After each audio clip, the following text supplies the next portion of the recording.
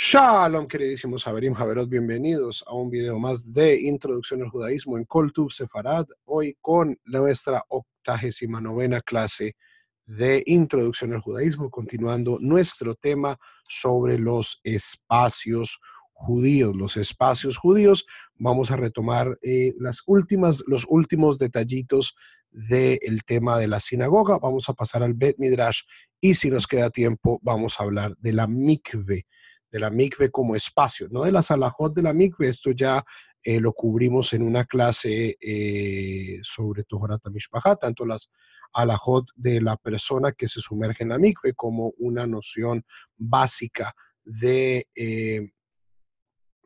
cómo se construye una mikve, pero vamos a hablar de cómo se maneja la mikve como institución, dónde se pone, con quién se paga, cuáles son las instituciones, ¿ok?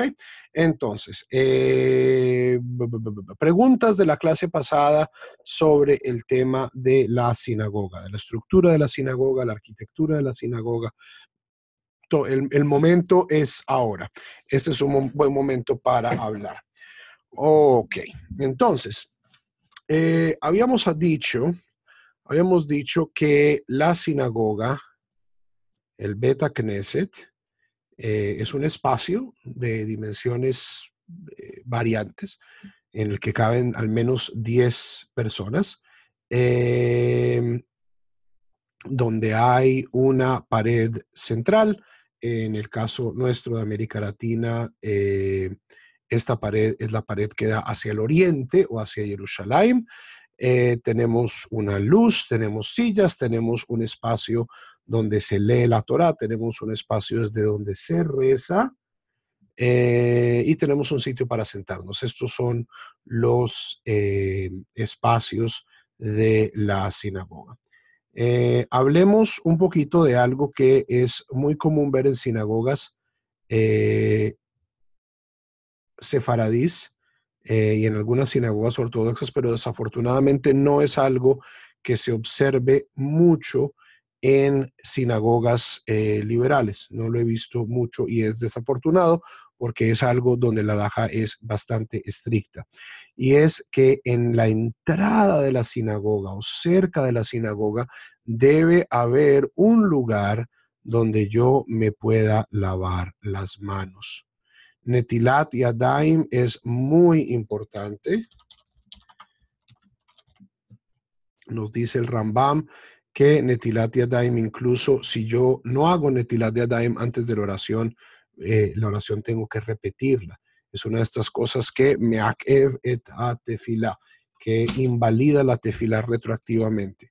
Entonces, si yo estoy construyendo un sitio donde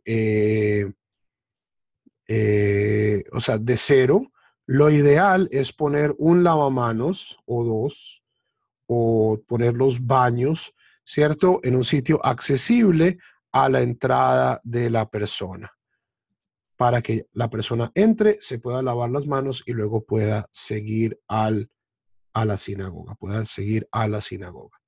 Si esto no es posible arquitectónicamente, entonces mi recomendación es que en el sitio, al lado de la puerta del sitio donde ustedes usan como sinagoga, pongan un platón grande y pongan jarras de agua para que las personas y toallas para que las personas que vayan llegando puedan hacer Netilat Yadayim y entrar a la sinagoga. ¿Ok? Esto es muy, muy, muy, muy, muy importante. Para aquellas personas que comienzan a poner la verajá en transliteración también en la pared para que las personas puedan hacer la verajá al entrar. Esto es algo donde nosotros nos parecemos muchísimo, en efecto, porque ellos lo tomaron de nosotros a nuestros primos musulmanes. Ellos, en efecto, tienen la costumbre de lavarse las manos, la cara y los pies antes de hacer salat, que es su versión de la tefila.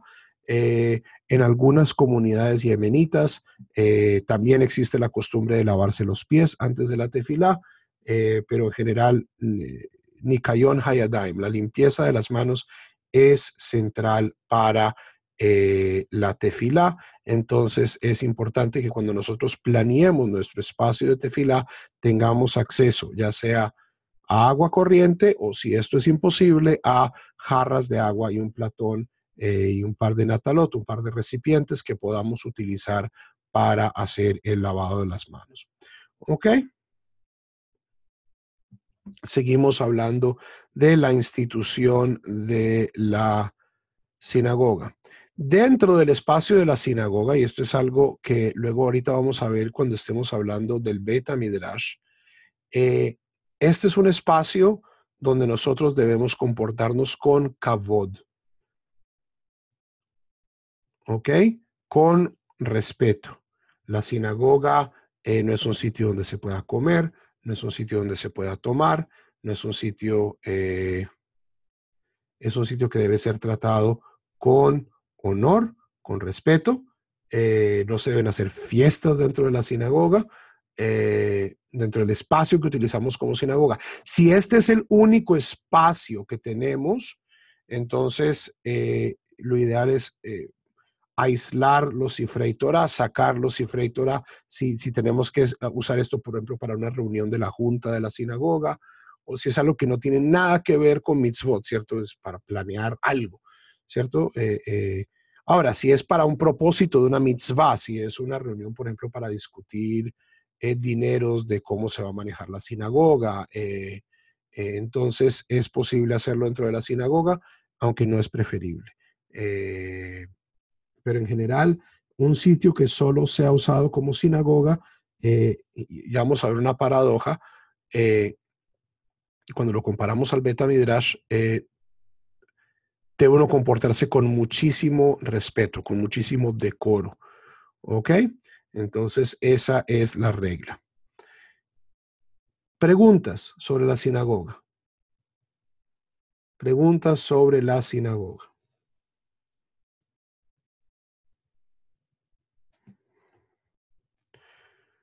Toda sinagoga, mientras van escribiendo sus preguntas, debe tener un gabbai o varios gabbai.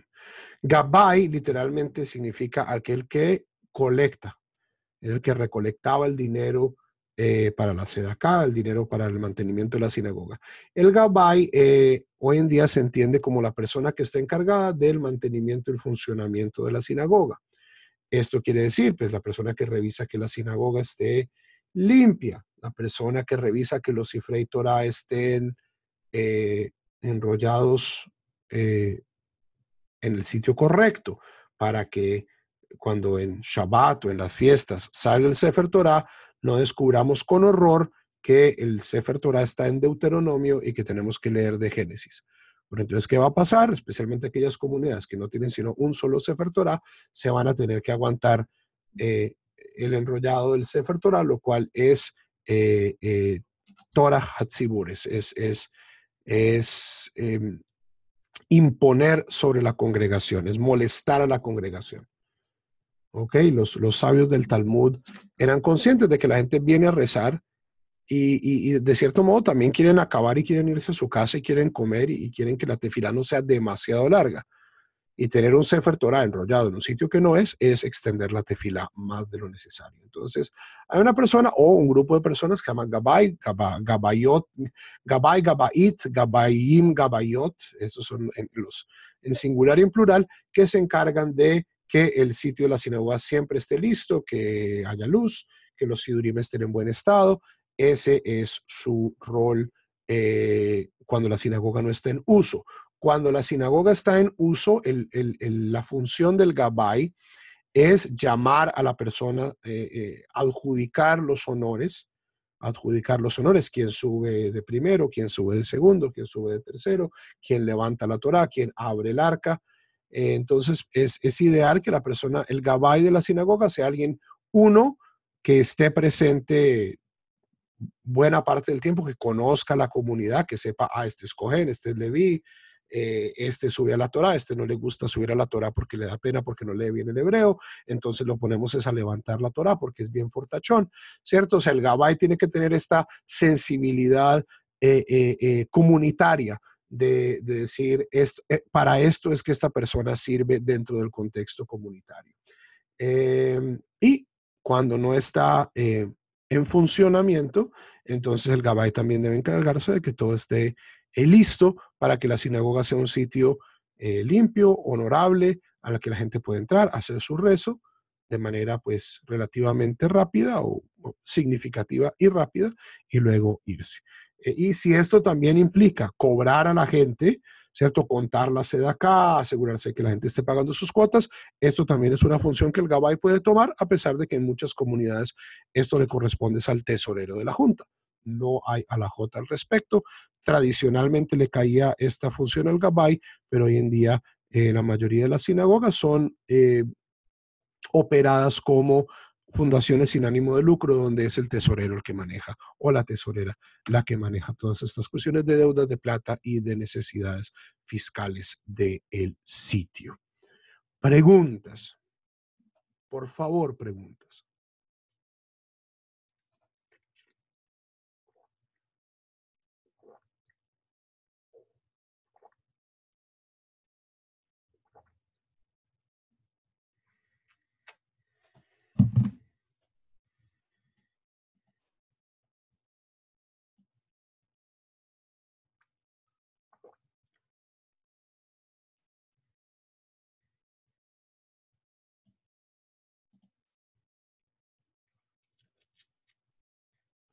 ¿Hay consideraciones en el nivel de observancia? No, o sea, es una persona que debe ser, debe saber, debe de conocer las alajot de la tefilá, pero sobre todo debe conocer a la comunidad.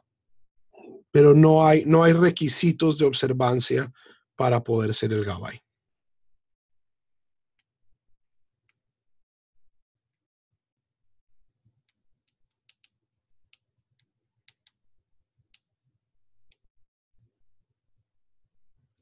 Preguntas.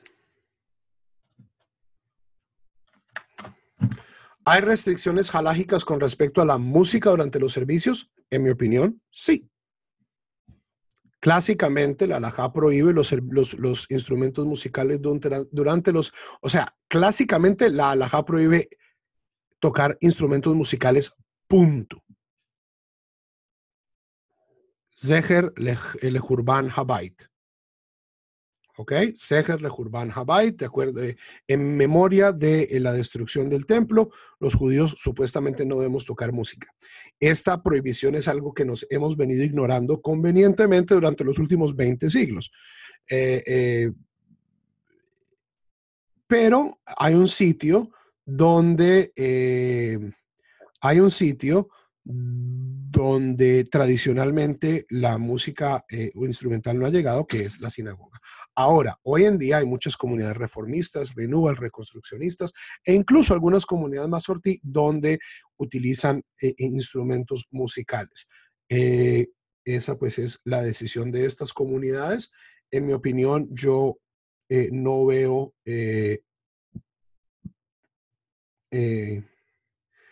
o sea, no me parece que es el peor problema que está quejando al mundo judío, no me parece un escándalo que haya comunidades que estén utilizando música. ¿Por qué? Porque la prohibición sobre tocar instrumentos musicales es una gezerá de Rabanán, o sea, es una gezerá sobre una gezerá. Eh, eh, eh, es Shema Itaken Kli, es no sea una persona vaya a afinar el instrumento. ¿Ok?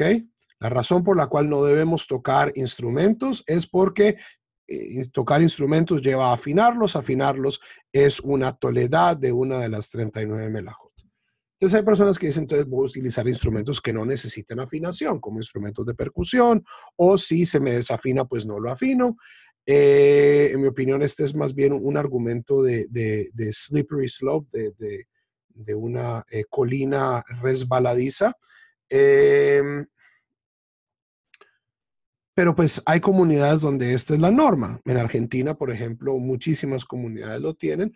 Ciertamente hay beneficios espirituales, hay sinagogas que utilizan la música muy efectivamente para crear una atmósfera meditativa, una atmósfera de alegría, eso es indudable.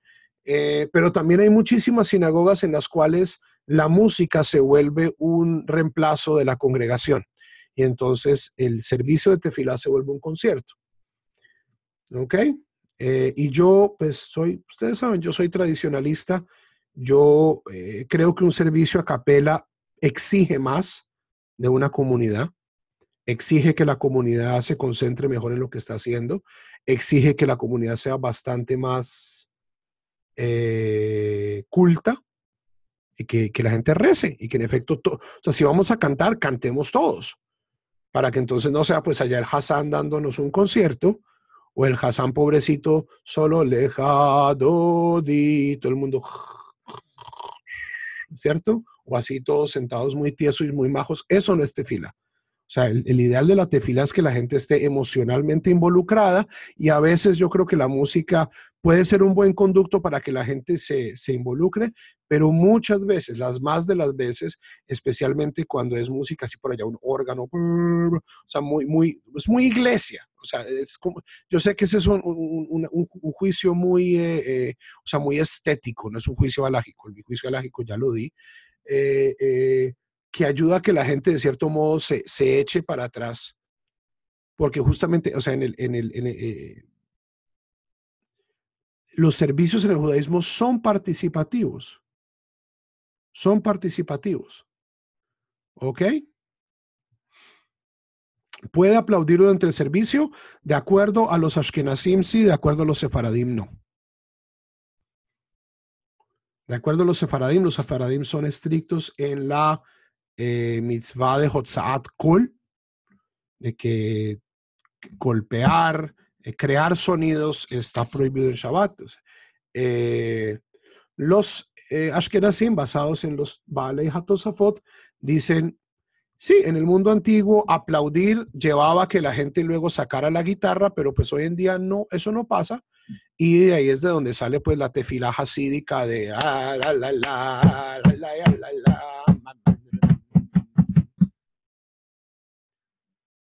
Entonces, hay quienes dicen que sí, hay quienes dicen que no.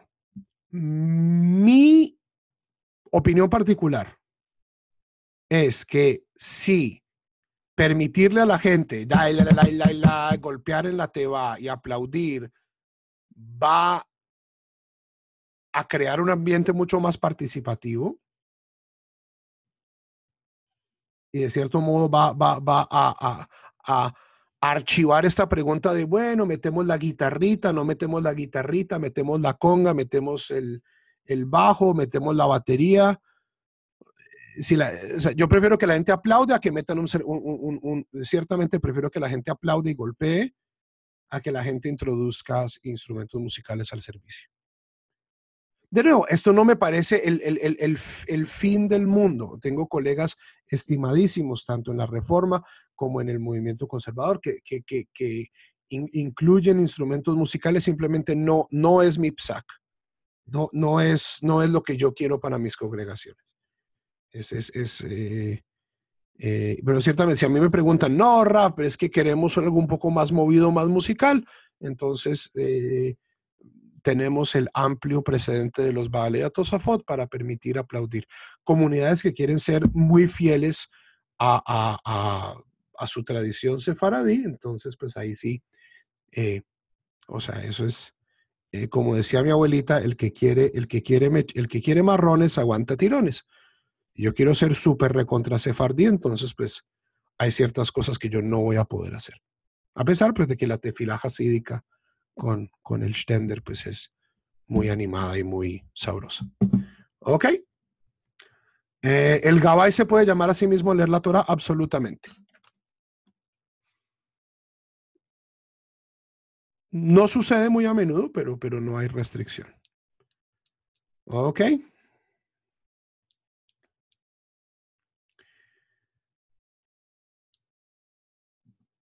Una última cosa. ¿Quién paga por la sinagoga? Y aquí hay toda una serie, no hay alajot. En Israel, por las sinagogas ortodoxas, paga el Estado.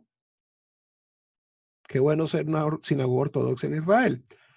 En Estados Unidos, ¿quién paga por las sinagogas? Sus miembros. Y no es por sedaká. O sea, ese modelo de que no, es que mi sedacá paga por la sinagoga, eso no lo tiene ninguna sinagoga en la diáspora. La gente tiene, son miembros, son afiliados, abonan, ¿cierto? Tienen una cuota que pagan y de esa cuota se mantienen las instituciones comunitarias, entre ellas la sinagoga.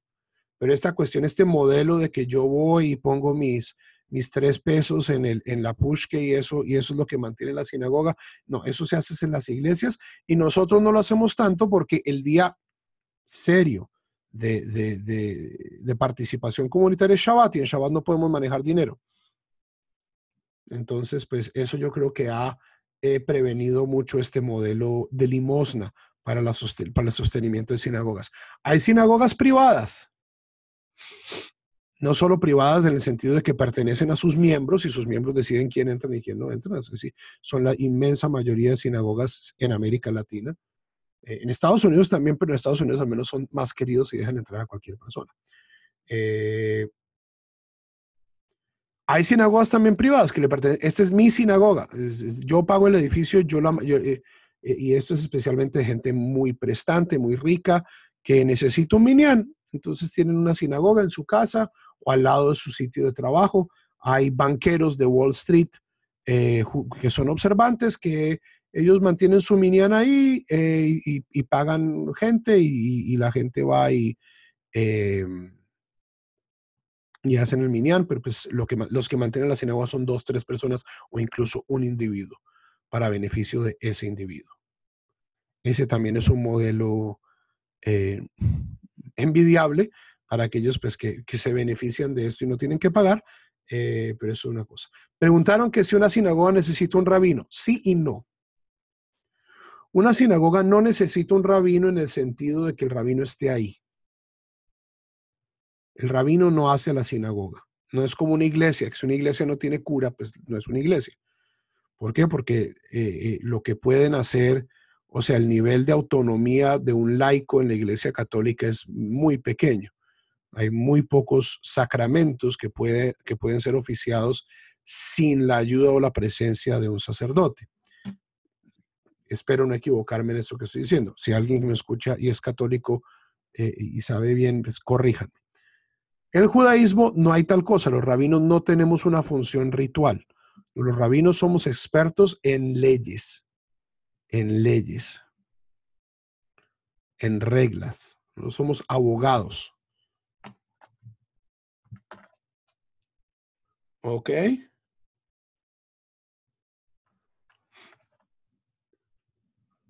Entonces, una sinagoga no necesita un rabino. Pueden ser 10 zapateros, pueden ser 10 sastres, pueden ser 10 lo que sea. Eso es un minyan. Mientras haya alguien que pueda rezar, eso es una sinagoga. Ahora, ese es el no de la respuesta. ¿Cuál es la respuesta del sí? Y este es un problema muy, muy, muy grave en las comunidades emergentes en América Latina. Y es, a pesar de que para que una sinagoga funcione no necesita que un rabino esté ahí presente, toda sinagoga necesita un mara de atra. Es decir, necesita un amo del lugar, es decir, necesita un árbitro final sobre lo que hace, lo que pasa o lo que deja de pasar en esa sinagoga desde un punto de vista de la halajá. ¿Ok? Y digo que es un problema en las comunidades emergentes porque todas las comunidades son sefarditas, son recontra hiper sefarditas, son más, porque todos son anusim y todos son recontra anusim y el cuento. Pero entonces la mitad del servicio es ashkenazí. O sea, es necesario tener un rabino para arbitrar qué minhagim se van a seguir, qué minhagim no se van a seguir. ¿Por qué? Porque a diferencia de las sinagogas establecidas, ¿cierto? Las sinagogas en Bogotá o en Medellín o en México, que es la sinagoga siria, la sinagoga alemana, la sinagoga polaca, pues la gente sabe cuáles son sus minhagim. ¿Por qué? Porque llevan haciendo esto toda su vida. Las cosas se hacen así, así, así, porque así las hacía mi abuelito. E incluso sinagogas así van a necesitar Gabaim, que van a necesitar Marei de Atra, van a necesitar alguien que diga, bueno, podemos o no llamar a esta persona a la Torá cuando surgen preguntas. Siempre van a surgir preguntas halágicas en el manejo de una sinagoga y se necesita un árbitro final. ¿Por qué? ¿Por qué se necesita un árbitro final? Primero que todo, porque queremos que nuestras comunidades sigan la halajá. Y segundo, porque si no hay un árbitro final, ¿qué es lo que va a pasar? Porque esto es un hobby de los judíos, nos vamos a dividir. O sea, esto pasa incluso con Marei, o sea, justamente muchas veces es por culpa del Marei de Atra. La sinagoga está, por ejemplo, en los años 50, cuando comenzó el igualitarismo, la participación de las mujeres en el movimiento conservador en los Estados Unidos. Entonces le preguntaron al rabino, rabino, ¿las mujeres pueden o no subir a la Torá? Entonces el rabino pues investigaba, daba su psac, decía, mire, yo esto es lo que creo, sí, no, ¿por qué? Esa es la labor de dar un argumento y de mantener, o sea, de mantener la línea de una comunidad. Y muchas veces, comenzaron a darle al IOT, esto se volvió reformismo y la gente iba y armaba su cuento aparte y siempre le ponían Bet Shalom. Bet Shalom, eso es pura sinagoga, casa de paz. Entonces en la otra peleaban mucho, pero esta sí es Bet Shalom. O no le dieron aliot a las mujeres, vamos a hacer una sinagoga donde sí le demos aliot a las mujeres y armaban su propio sinagoga. O sea, la división de las sinagogas es desafortunadamente un fenómeno viejísimo, viejísimo, viejísimo. Y a veces es muy a pesar del Mara de Atra, pero les garantizo, Javerim, que sin un Mara de Atra mucho más rápido se van a dividir las comunidades. Porque es bueno tener a alguien que sepa la halajá y que pueda guiar a la comunidad y decirle, mire, ustedes son esto, esto, esto, esto, basado en las fuentes, esto, lo que creo que tiene que pasar. Ahora, si al Mara de Atra le paran o no bola, si le creen, si se saltan los salmos que el Mara de Atra le dice que se salten o no se los salten, pues eso es cuestión de la comunidad. ¿Ok? ¿Preguntas?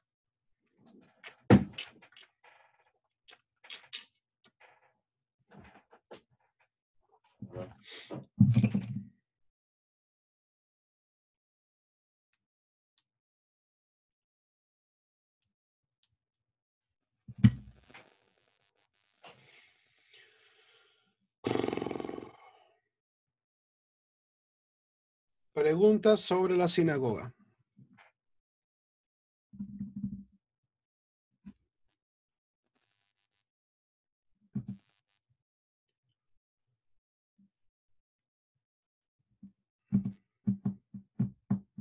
No, ok.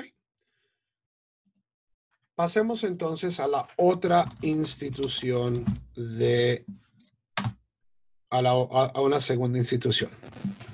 Bet Midrash. Bet Midrash es la casa de estudio. El Bet Midrash es posiblemente una institución, es la institución más emblemática, en mi opinión, del pueblo judío. Mucho más que la sinagoga. O sea, es único. El Bet Midrash es único. Al menos entre las religiones occidentales. Las casas de estudio de los monjes tibetanos budistas son muy parecidas a un Bet Midrash. Pero al menos, o sea, una sinagoga y una iglesia, una mezquita, se parecen, o sea, la gente está haciendo más o menos lo mismo, están leyendo libros diferentes, lenguajes diferentes, melodías diferentes, pero el cuento es el mismo, ¿cierto? Algunas son más frontales que otras, pero el Bet Midrash es un sitio donde la gente está reunida estudiando Torah. Y el estudio de la Torah es ruidoso y es argumentativo, especialmente porque Bet Midrash, o sea, Bet Midrash uno puede ser un sitio donde uno estudie cualquier tipo de Torah, pero el ideal del Bet Midrash es donde uno estudia Talmud. Ese es el ideal. O sea, un Bet Midrash puede ser un sitio donde la gente vaya y estudie Tanaj, donde estudien la Parashá, donde estudien. Pero el ideal del Bet Midrash es el estudio del Talmud. Y el estudio del Talmud es bulloso. Ustedes han visto fotos de los Batei Midrash de la Yeshiva Admir, son 500 personas. Y son escritorios con donde la gente se sienta cara a cara o lado a lado, aunque es más tradicional cara a cara. Y este tiene un Talmud y este tiene y este tiene el mismo Talmud y están peleando y como son entonces judíos, entonces levantan los brazos y mueven los dedos y tal argumento, entonces el otro argumento. Y así es una bulla, así es como un bisbiseo, como un zumbido muy especial.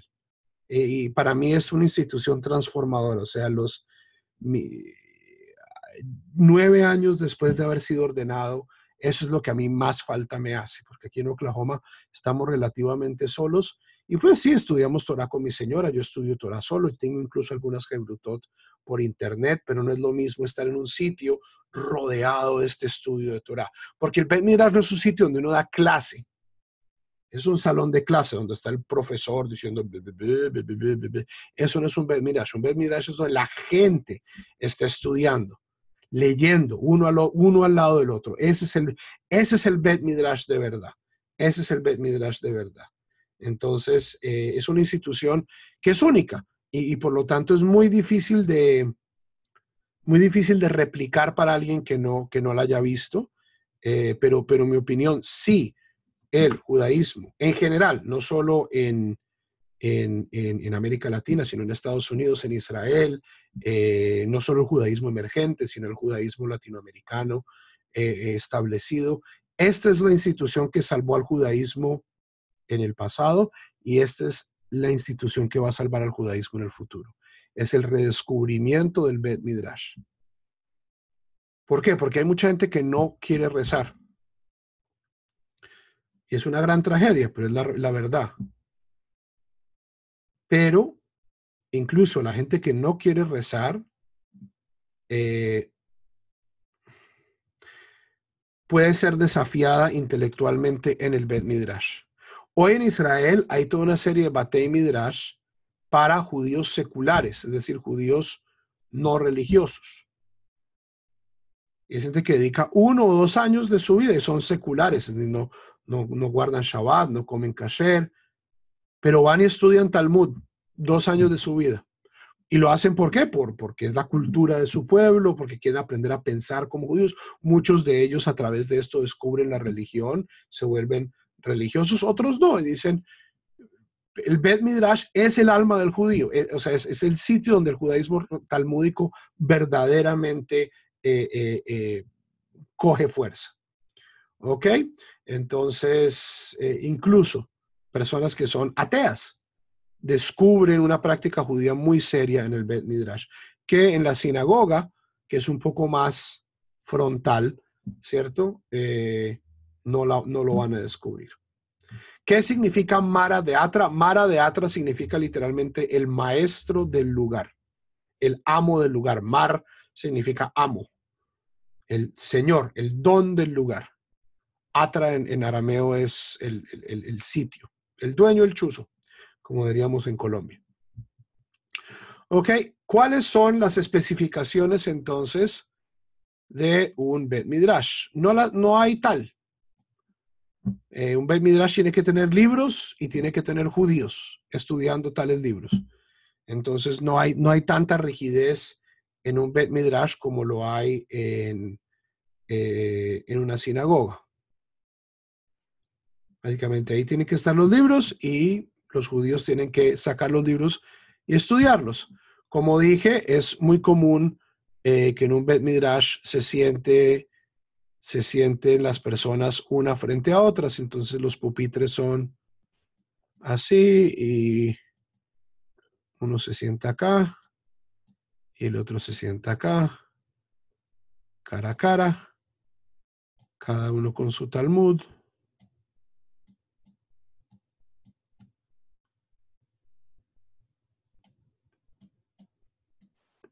Y es una cosa discursiva, ¿ok? Pero pues esto es ya en Batei Midrash tremendamente, esperen, les muestro un ejemplo. Eh,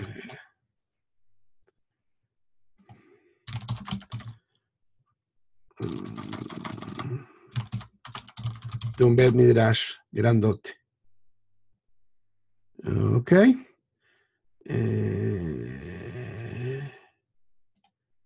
Ok, entonces, diferentes formas de Beit Midrash. Tenemos, este es el Midrash en Kansas City. Miren, esta, no, esto es una sinagoga. ¿Es una sinagoga o es un Beit Midrash?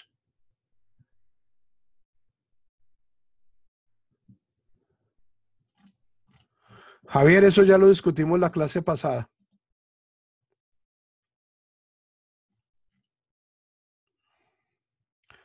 Ok.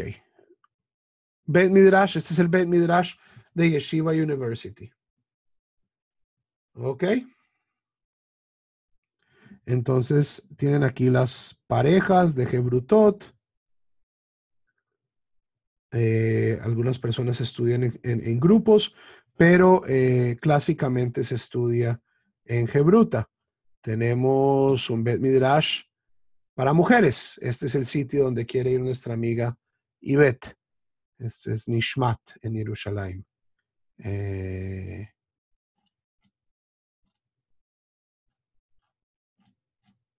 ¿Esto significa que hombres y mujeres no pueden estudiar juntos? En efecto que sí.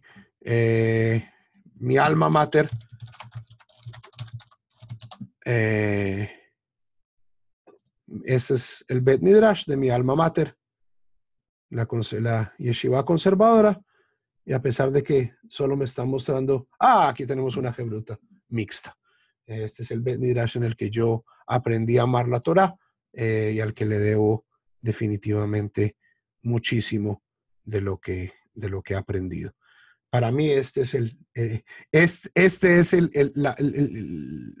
la foto ideal eh, eh, de cómo se debe estudiar el judaísmo, pero pues de todos modos, así sea por géneros, mujeres con mujeres, hombres con hombres, mientras estén judíos aprendiendo Torah, a mí no me importa en qué combinación se pueda. ¿Ok? Entonces, y como ven, es un espacio flexible. Se necesita ¿qué? Mesas y libros. Mesas y libros. Este bichito es útil. Si ustedes se consiguen un par de estos, pueden armar un buen Bet Midrash. Es lo que se llama un Stender en Yiddish, que es un atril. Es un atril. Entonces, si yo tengo un atril, es muy bueno, especialmente para libros grandotes. Un par de atrilitos y unas sillas hace uno un Bet Midrash. No quiero comprar un atril de $200. Mil gracias, en Colombia me lo hacen muchísimo más barato y de madera, así bonito como este. Ok. ¿Por dónde se debe comenzar a estudiar la Torah oral? Por cualquier lugar. Comenzar por las reglas de deducción es un terrible lugar para comenzar.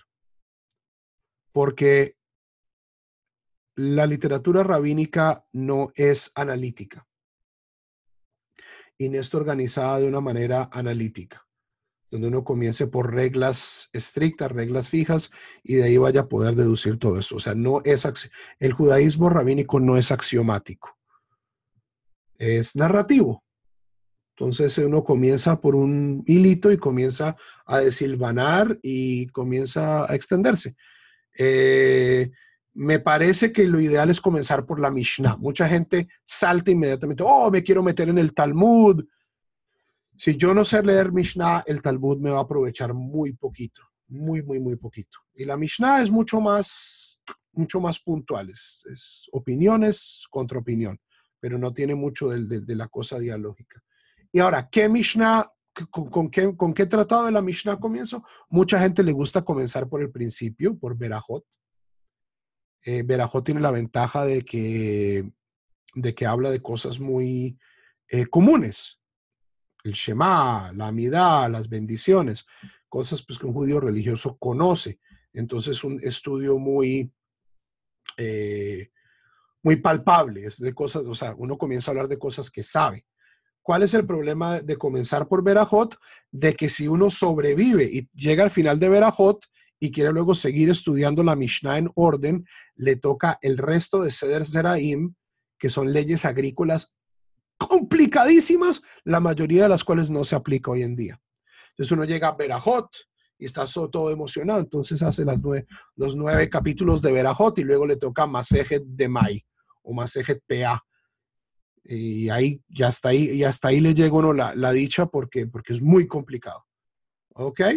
Entonces, entonces preferible, en mi opinión, comenzar con Seder Moed, con las Mishnayot que hablan de las fiestas. Entonces, por ejemplo, Masejet Sukkah. Masejet Sukkah habla de Lulavim, habla de Sukkah, es un Masejet muy concreto, muy plástico. Pesachim habla de cosas de Pesach. Shabbat. Shabbat es una Mishnah complicada para comenzar, pero son cosas mucho más aterrizadas que comenzar con cosas súper abstractas y cosas que no tienen mucho. Esa es mi opinión. En Kol Tuv Sefarad tenemos, si mal no estoy, 8 tratados de la Mishnah en audio. Esto era antes de que enseñara yo en video. Ahí están los audios y están los PDFs, se pueden bajar directamente de koltuvsefarad.com y ese es un buen lugar para comenzar. Y ya después de estudiar un par de tratados, uno le puede meter el diente a los 67 cañonazos talmúdicos que sí están en la página de YouTube. Pero lo ideal no es estudiar Torah conmigo. Lo ideal es estudiar Torah con alguien más, entre ustedes. Ese es el ideal. Con la guía de un rabino, pero el ideal del Bet Midrash es ser cara a cara. Entonces, pues, hacele Rav, encuentren un rabino, uknele jajaber, y creen para ustedes un compañero de estudio. ¿Ok? ¿Son sinónimos yeshiva y Bet Midrash? Sí y no. En el mundo tradicional hay una serie de... O sea, Bet Midrash es un espacio físico. ¿Ok? Desde el colegio más básico hasta el seminario rabínico más avanzado, hasta la úlpena más simple para niñas en Bnei Brak o la Midrashá para mujeres en Batayn o donde sea. Todos tienen un Bet Midrash. Bet Midrash es el sitio donde yo me siento a estudiar. Es un sitio donde yo me siento, por lo general, con otras personas a estudiar Torah. Es un sitio para estudiar Torah. Y esto puede suceder en una yeshiva. O sea, es un problema de nomenclatura. Yeshiva, por lo general, se habla en términos, especialmente en el mundo ortodoxo. Una yeshiva es un sitio para hombres, solo para hombres. Si es una mujer, entonces una midrashá. Y es para estudios talmúdicos avanzados. ¿Ok? Aunque también a veces a los colegios para niños se les llama yeshivot. Yeshiva viene del verbo sentarse. Es el sitio donde uno se sienta a estudiar Torah. El sitio físico en la yeshiva donde uno estudia Torah se llama Bet Midrash. Es diferente al salón de clase. En el salón de clase uno recibe clase. ¿Cierto? Yo estoy sentado y está el profesor ahí y yo recibo y tomo notas y hago preguntas, pero es una cosa muy frontal. El Bet Midrash es participativo. El Bet Midrash es un sitio de estudio participativo, no es un salón de clase. A pesar de que uno puede dar clases en un Bet Midrash. ¿Ok? Es un sitio flexible, esa es la maravilla, pero la actividad central del Bet Midrash es el estudio, preferiblemente en Hebrutot, es decir, en parejas. Hebruta es una palabra en arameo que significa pareja, compañía, y es el estudio principalmente de Talmud, pero pues de otras cosas también, pero pues el Talmud es el corazón del corpus rabínico. Entonces, la yeshiva a la que yo fui, había mujeres. Ahí fue donde conocí a mi señora. En mi opinión, esas son las mejores yeshivot. Pero entonces, pues sí. Bet Midrash es un espacio en una yeshiva pero una yeshiva no necesariamente es sinónimo con Bet Midrash, pero toda yeshiva tiene un Bet Midrash. ¿Ok? Ahora viene la pregunta si el verbo es lashevet. Entonces, yeshiva es el sitio donde yo me siento a estudiar Torah. Y el sitio, el cuarto, la yeshiva, donde eso sucede, se llama Bet Midrash. ¿Ok? Bueno, pregunta. ¿Cuál sitio tiene más santidad? ¿La sinagoga, donde hay un Sefer Torah, o el Bet Midrash?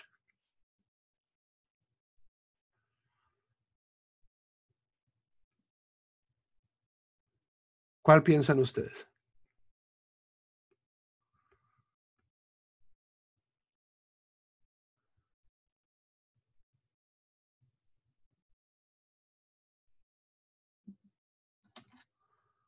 Una quejilá es una comunidad.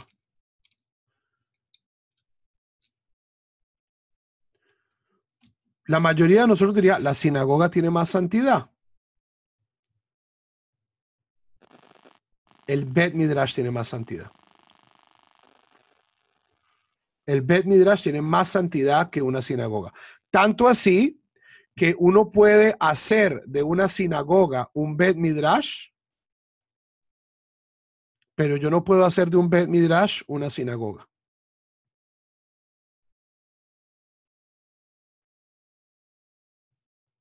¿Ok? Es decir, si hay un espacio que es un Bet Midrash, pero nunca ha sido una sinagoga, simplemente el sitio donde la gente va a estudiar, no puedo yo poner un Sefer Torah y decir, ah, bueno, es que ahorita vamos a rezar aquí también.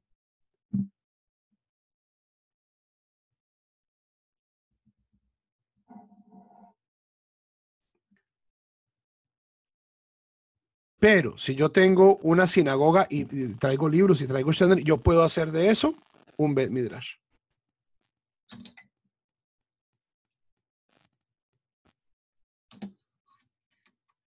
Y en efecto, la mayoría de los Batei Midrash tienen ese doble uso. Tienen ese doble uso. Es decir, tienen por allá un Sefer Torah en una esquina y de pronto llega el tiempo de Minja y alguien golpea en la mesa y dice, Minja, Minja, Ashrei Yoshevei Beiteja. Y la gente se para y comienza a rezar. Rezan 15 minutos y luego prum, vuelven a sus estudios. ¿Ok? ¿Cuál es la diferencia entre un Bet Midrash y un Bet Knesset? El Bet Midrash, o sea, es paradójico que el sitio de más santidad sea un sitio donde yo puedo gritar, sea un sitio donde, o sea, donde en efecto hay muchas veces los argumentos sobre el Talmud se calientan, mientras que en la sinagoga, recuerden, yo tengo que estar calladito, yo tengo que andar con Kovet Rosh, tengo que andar con recato y con decoro. En el Bet Midrash yo me puedo parar y decir, no, y mire, y aquí está en el libro, y venga, le traigo al Rambam, y ¡pum! Y le pongo el Rambam. Pero ese sitio tiene más santidad. También, por lo tanto, el Bet Midrash es un sitio, como es un sitio donde uno pasa mucho tiempo, en el Bet Midrash uno puede comer, en el Bet Midrash uno puede tomar. Si uno pasa el tiempo, ¿cierto? No es ideal, porque también, pues luego las boronas en los libros y todo, pero si es, tengo 2 horas para estudiar Torah y tengo que desayunar, entonces un café, un té, un bizcocho, así hay un Sefer Torah ahí. Si eso es un Bet Midrash, yo puedo comer incluso frente a un Sefer Torah. ¿Por qué? Porque el Bet Midrash es donde yo vivo. Es donde la Torah se vuelve viva. La sinagoga, si es solo una sinagoga, si es solo una sinagoga, entonces yo ahí no puedo comer, no puedo tomar. Pero si la sinagoga también funciona como un Bet Midrash, esto me permite a mí añadir otro nivel de cotidianidad. Y uno podría pensar de manera ¿cierto? Es antilógica, pues el sitio donde uno come y bebe es de menos santidad, pero no. O sea, como es un sitio de más santidad, yo quiero estar ahí más tiempo y la Torah pues me dice, pues eventualmente usted le van a dar ganas de comer y entonces coma y si esa es su ocupación, coma y beba y sigue estudiando Torah y no pierda tiempo yendo a la cafetería, sino traiga su tinto, traiga su té y sigue estudiando Talmud. Okay, el Bet Midrash que les mostré, el Bet Midrash de la Yeshiva Conserva, funciona tanto como Bet Midrash como sinagoga.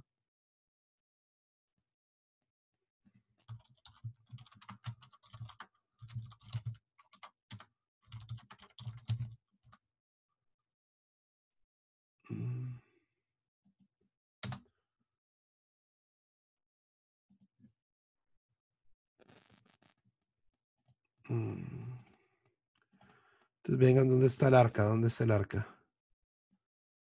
Están mis profesores,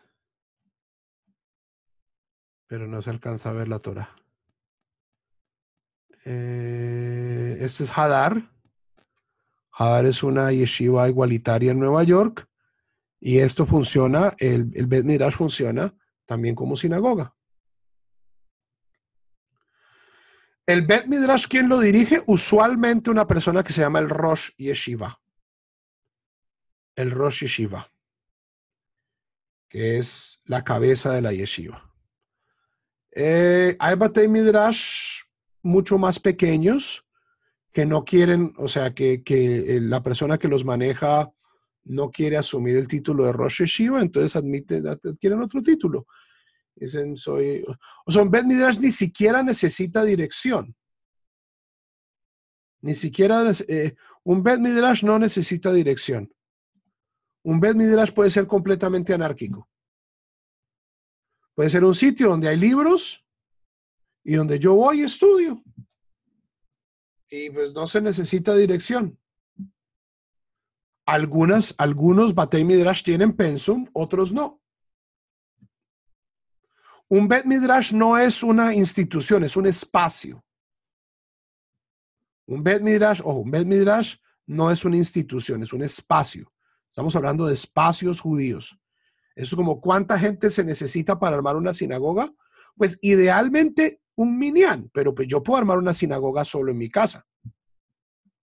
Si yo tengo un espacio y pongo un Arona Kodesh y pongo un Nertamid y pongo una Torah y pongo Sidurim y este es el espacio para rezar, pues una sinagoga mía. Hay incluso rabinos que tenían como un closet donde tenían su sinagoga y hacían itbodedut. Ok, esa es una sinagoga de uno. Estamos hablando de espacios, cuartos judíos. El Bet Midrash puede ser un sitio donde estudie yo solo o yo con mi jebruta. Pero lo ideal es que estudie. O sea, entre más gente es diferente el cuento.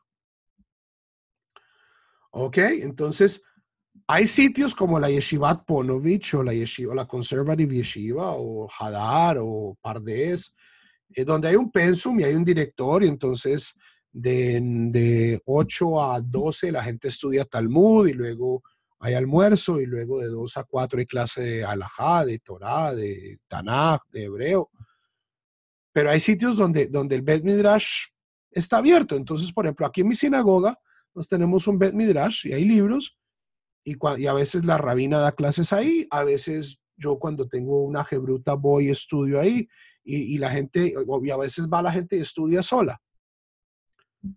O si alguien quiere hacer una jebruta, o sea, todavía no hemos logrado convencer mucho a la gente de que hagan jebrutas, pero, o sea, uno no necesita un mínimo para un Bet Midrash. ¿Qué es lo que se necesita en un Bet Midrash? Gente estudiando Torah.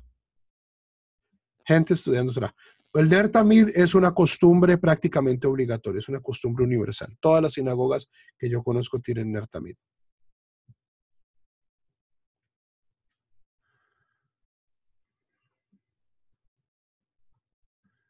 Entonces, un Bet Midrash que necesita libros, sillas, mesas, stenders, y lo más importante, así no haya ni sillas, ni mesas, ni stenders, e incluso ni libros, así me toque traer libros, así me toque leer el Talmud desde mi celular o desde mi tablet, lo que necesita es judíos estudiando Torah, eso es lo que necesita.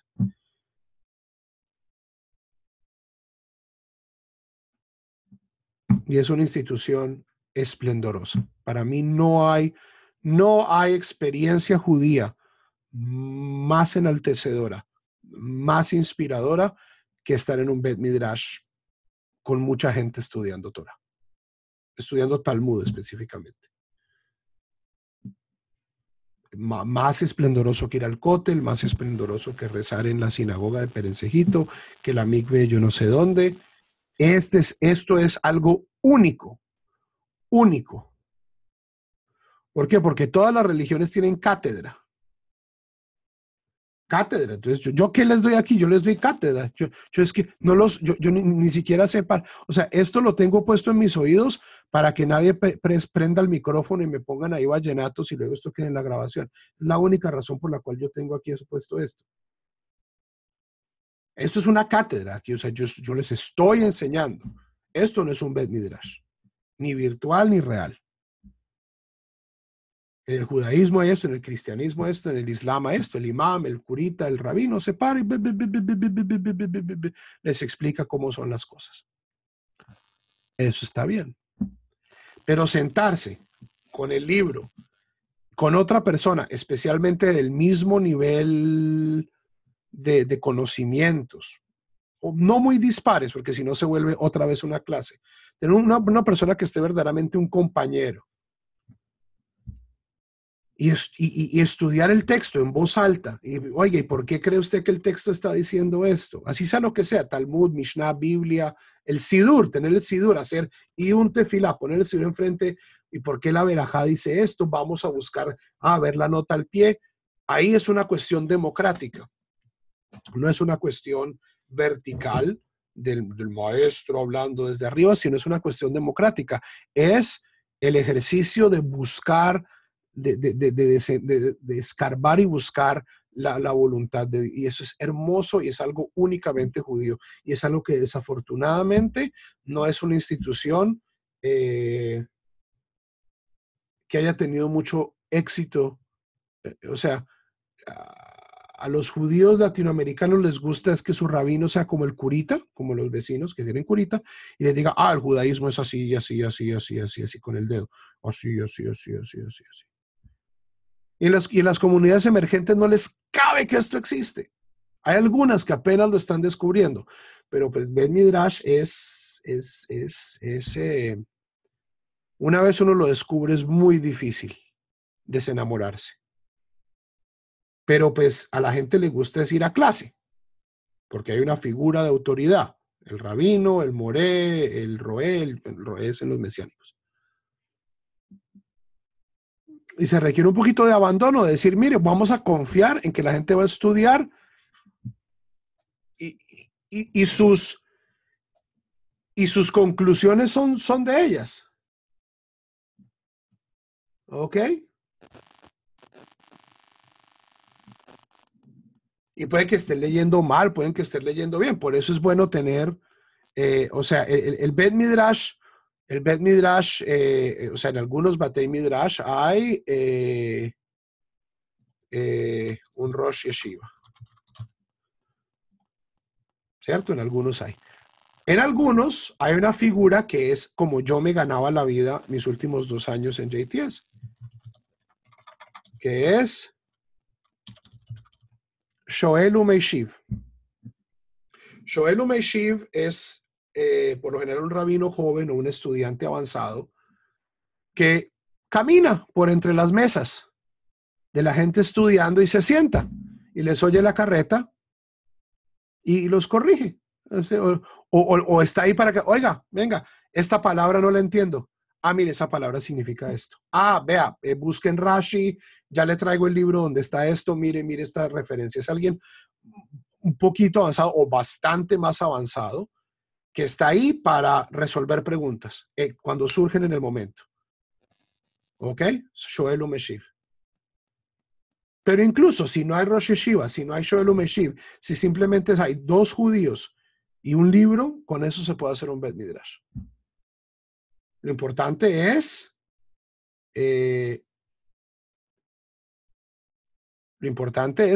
o sea, si esto va a ser un Bet Midrash, y no sé, o sea, uno también puede estudiar Torah en una cafetería y en un café, en un bus, puede estudiar Torah debajo de un árbol.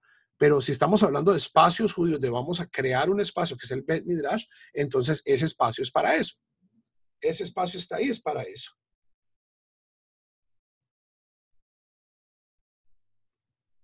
Entonces, mi recomendación para todos aquellos que tienen una comunidad que tienen, o sea, y estábamos hablando de 10 personas, 15 personas que le sigan la corriente. En vez de programar clases,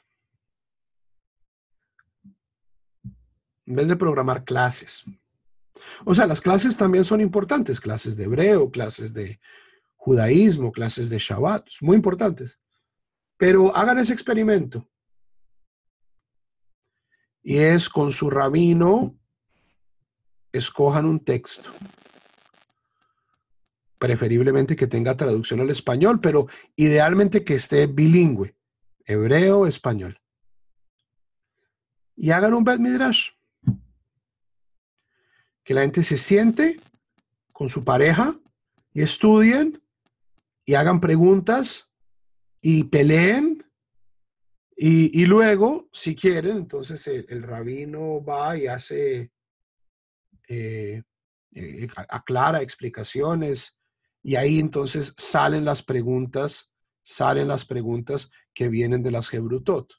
Es decir, se modera la discusión con preguntas de la gente. O sea, así es que estudié yo. ¿Cómo funcionaba mi rutina? Nos llegábamos a la yeshiva a las 6:30 de la mañana. Había clase de 15 minutos de Shulchan Aruch Yomi. Estudiábamos un seif del Shulchan Aruch. Luego a las 6:45 comenzábamos a rezar.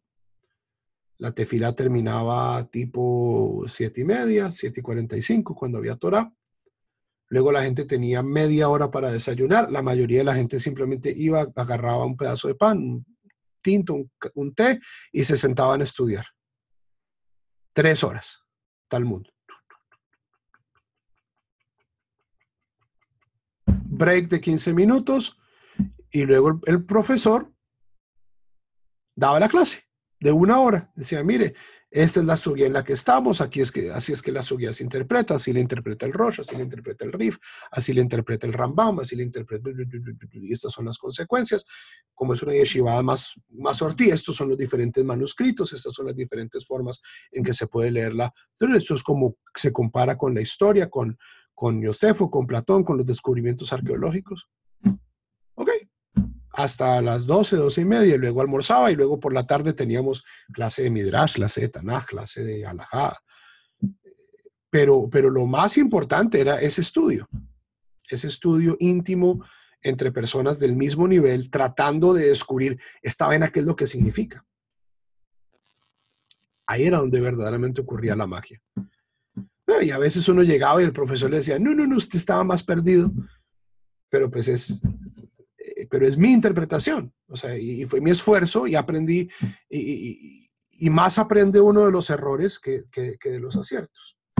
Ese es el Bet Midrash, Javerim. Entonces, como ven, no hay una estructura fija del Bet Midrash. Hay Batei Midrash muy elegantes, hay Batei Midrash muy sencillos, pero, sin lugar a dudas, esta es la institución más emblemática, más única del pueblo judío, y en mi opinión, la que más futuro tiene. Más futuro tiene para enganchar la mente y el corazón del pueblo judío, mucho más que la sinagoga, sin echarle, o sea, me encanta la sinagoga, me encanta rezar, pero creo que el Bet Midrash, y por eso tiene mucho más poder, y por eso justamente es que los rabinos lo privilegiaron. No solo porque pues el Bet Midrash es el sitio donde los rabinos nacen, se hacen, y es su espacio, es el espacio que ellos crearon. Es de cierto modo, su templo, su Bet HaMikdash. Pero también porque el judaísmo rabínico tiene ese ethos y tiene estas características, y es desde ahí que surge el judaísmo rabínico. Javerín, ¿preguntas?